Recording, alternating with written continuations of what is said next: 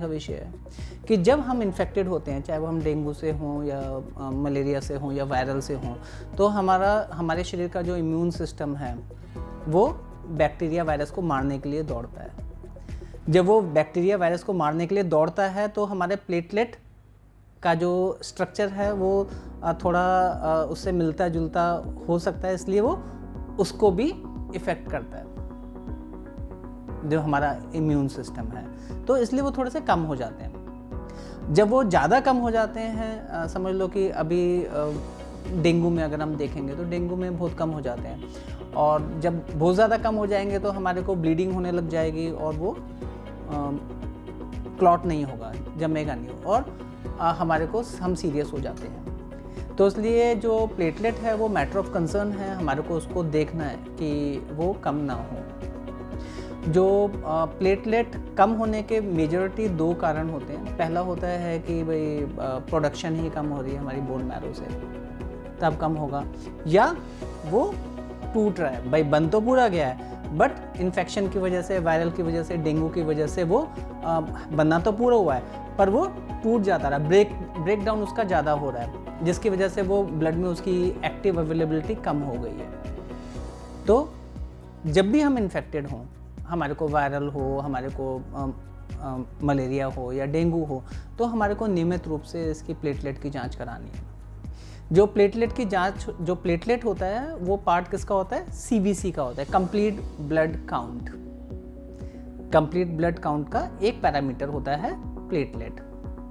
अगर हमारी प्लेटलेट कम होती है तो हमारे को जो जिस भी कंसर्न लैब में हम करवा रहे हैं, तो अगर वो कम आया हुआ है तो हमारे को उनको रिक्वेस्ट भी करना है कि इसको ऑटोमेटेड मशीन के साथ साथ मैन्युअली स्लाइड बना के भी हम क्रॉस वेरीफाई करें। कई बार मशीन में थोड़ा सा वो बंचेज में होते हैं तो काउंट कम आ जाता है, तो हमारे को रिक्वेस्ट करना है कि अगर हमारा प्लेटलेट काउंट है कि इसको मैन्युअली भी एक बार ही कराओ। उससे क्या होगा कि हम उसको डबल वेरीफाई कर लेंगे।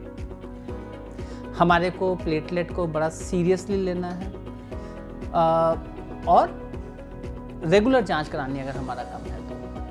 बहुत सी दवाइयां हैं जो कि प्लेटलेट को नुकसान भी पहुंचाती हैं, जैसे एक तो हम जो खून पतला करने की दवाइयां होती हैं जैसे इकोस्प्रिन वगैरह हो गई, तो उससे भी हमारा प्लेटलेट काउंट कम हो सकता है। या जो NSAID हो गए, non steroidal anti inflammatory drug, like nimesulide, diclofenac, है ना, आइब्यूप्रोफेन, इनके इस्तेमाल से भी हमारा जो प्लेटलेट है वो कम हो सकता है। तो अगर हमारा प्लेटलेट कम है तो हमारे को बिगर डॉक्टर की सलाह के कोई दवाई नहीं लेनी है, सेल्फ मेडिकेशन नहीं करनी है।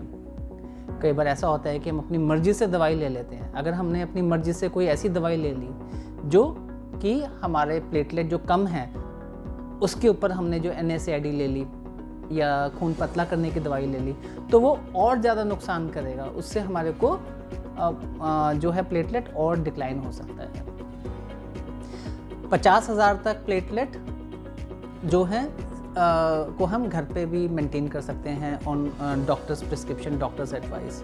उससे कम है तो हमारे को बिल्कुल इंतज़ार नहीं करना है, हमारे को सीधा डॉक्टर के पास जाना है और जो भी फैसला लेना है हमारे को डॉक्टर की सलाह पे ही लेना है, खुद अपनी तरफ से कोई इलाज नहीं करना।